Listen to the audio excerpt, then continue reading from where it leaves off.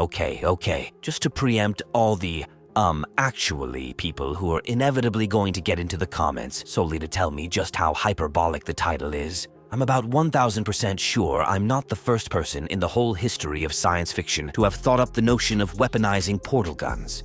However, to my own knowledge, nobody, at least nobody popular, has ever taken the concept quite so in depth as I'm about to. So, what exactly am I talking about? Quite simply, I'm suggesting a futuristic setting wherein advancements in FTL wormhole technology have been adapted for use as a weapon, essentially teleporting a bomb directly into an enemy ship or ground fortification. And while most sci-fi settings tend to wave off this possibility by saying that shields would interfere with the portal beam, let us now dive into just what a wormhole is, relativistically speaking, to understand why that wouldn't be the case. To put it simply, a wormhole is a compressed funnel of space-time. Since time and space are relative, reducing one increases the other.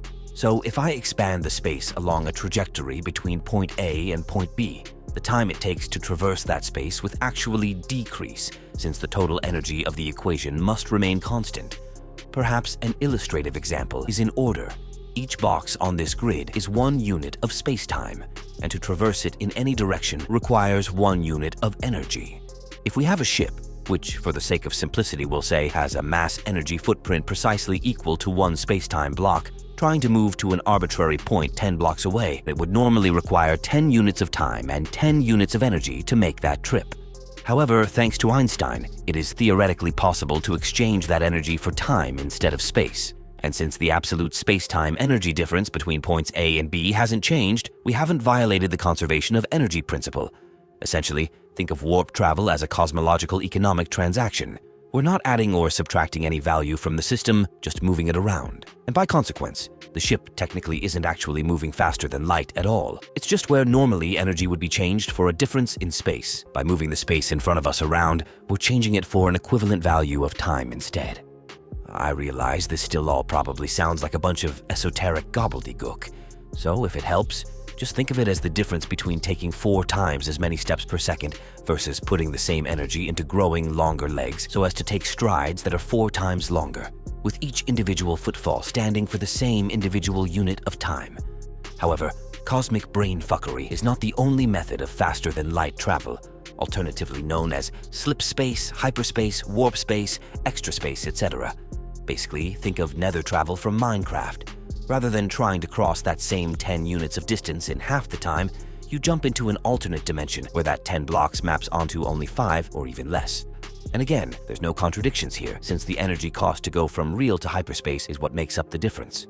Essentially, if we think of this all in video game terms, all we're really doing in both cases is trading one of our 3 resources, time, space, and energy, for another.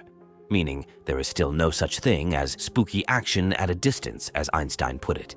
Locality dictates that in order for information to travel from point A to point B, it must pass through all the space in between. The only difference here is that we're adding exponential amounts of energy into the equation. Where exactly we're getting such nigh inconceivable energy reserves from is a whole separate topic unto itself that I'll leave for you to speculate on in the comments.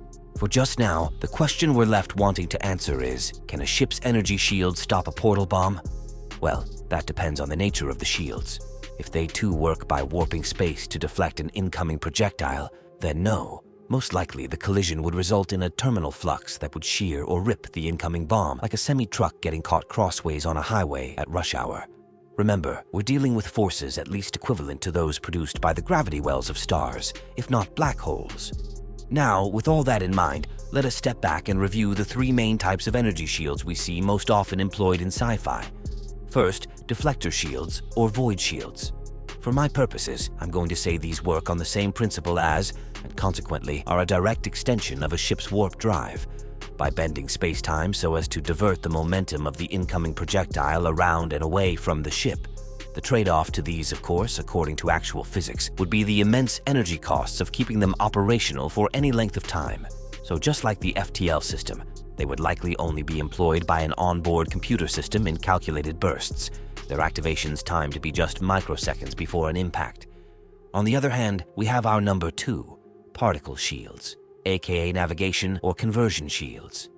Again, as per the names, these primarily exist to absorb the energy of oncoming space debris, often by converting the kinetic force into light and heat, which then can either be absorbed by the ray shields or converted into energy for the ship. Which leads me on nicely to number 3, ray shields. Primarily used to absorb cosmic rays, these can very easily be tuned to cancel out a laser pulse, deflect a charged particle or EMP blast, seal off an exposed airlock, hangar bay, or hull breach in an emergency, or even possibly double as a cloaking field for a time by capturing outgoing emissions. Now, considering that every random bit of space dust can travel up to Mach 130, hit with forces comparable to a large dump truck and pressures rivaling those found in the cores of planets, any shield capable of withstanding such an assault on the regular would be a nigh impenetrable barrier for any conventional and even most fantastical ordnance on the market, save for a giant railgun or a missile. Now take that in conjunction with the ray shields making position and trajectory a chore to track, especially at relativistic distances, you can start to see why having a gun that can just all but magically teleport the bullet to the target would be a game changer, especially when it comes in tandem with faster-than-light travel. Which, yes, I do regard as being physically possible. It's just that simply throwing a thing with mass across the transluminal barrier would require pumping enough energy into it to dissolve it into massless photons, which is precisely what warp and interdimensional travel works to get us around. And this is where I need to get you acquainted with the concept of what I like to term a supremacy weapon, the most obvious example of which being ICBMs, but which have also included, at various points, aircraft carriers, battleships, tanks, machine guns, heavy cavalry, the phalanx, war chariots, and even the simple bow and spear. The common factor is that, during their respective reigns, the only means of reliably countering one of these was either with another, preferably larger one, or else an astronomical numbers and resource advantage. Now, I hear you saying, every single one of those examples was eventually supplanted by its previous listing, and this is true. So let me amend my previous statement then too. The only way to counter a supremacy weapon are A. Have a bigger one, B. Have more bodies than they have bullets, or C. Completely upend the rules of the game. And in that respect, I find it hard to argue against the proposition that wormhole guns wouldn't be the sci-fi equivalent of the atom bomb.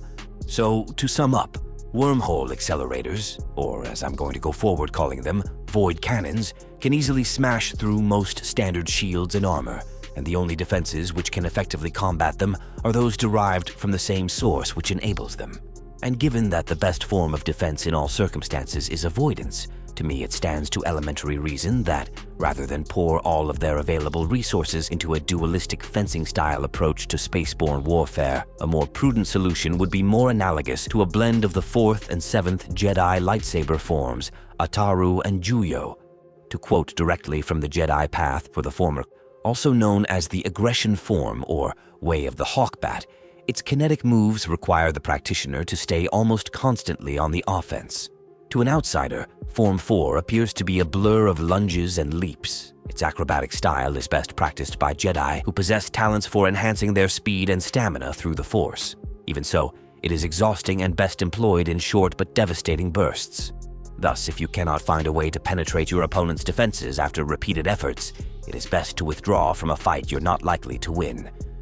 And for the latter, vicious and unpredictable, Form 7 requires a Jedi to attack under the guidance of controlled passion.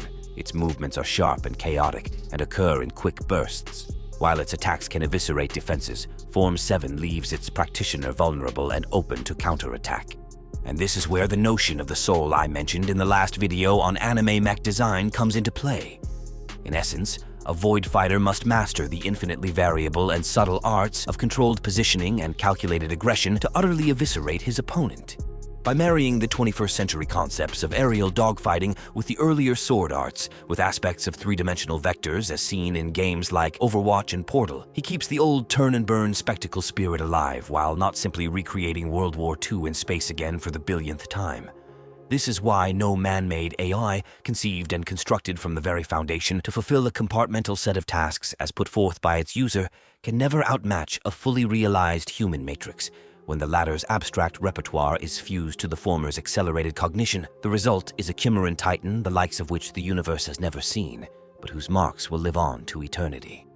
Also, someone on the Discord suggested that the ship itself could use the same antimatter cells they have for ammunition as fuel canisters for their FTL drives. which, upon reflection, would add an interesting new dimension to combat, requiring the pilots to constantly resource manage between maneuvering, navigating, and fighting. So yeah, I'm going to go with that and say that's canon now. But hey, what the hell do I know? I've said it a billion times before, and I'll say it a billion times more.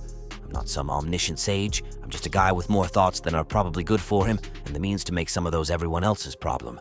So if that's your cup of tea, then feel free to like and subscribe, join as a member, or check out the links to my alternate non-YouTube accounts if you want to give me a hand and old Big Brother the finger. And of course, don't forget to pick up my books on Amazon if you like this sort of novel take on fiction. And with all that said, until next time, as always, stay safe, stay sane, and always remember, you can never think too much, you can only think badly. Peace be upon you.